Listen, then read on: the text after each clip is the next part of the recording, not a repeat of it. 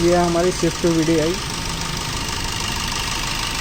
इस गाड़ी में कस्टमर की कंसर्न थी कि इंजन नॉइज़ ज़्यादा करता है। तो फ्रेंड्स, हम लोग इसके इंजेक्टर निकाल रहे हैं। इसके रोकर में थोड़ी प्रॉब्लम है, जिस कारण इंजन का साउंड ज़्यादा हो रहा है। तो इंजेक्टर निकालने के लिए हमें यहाँ पर कोई प्लग नहीं चाहिए, कोई कुछ नहीं चाहिए। इसमें कोको कोला आप डाल सकते हैं, इंजेक्टर निकालने के लिए। मुमकिन 15 मिनट गाड़ी स्टार्ट करना पड़ेगी यहाँ डालने के बाद। उसके बाद इंजेक्टर ओपन हो जाएंगे।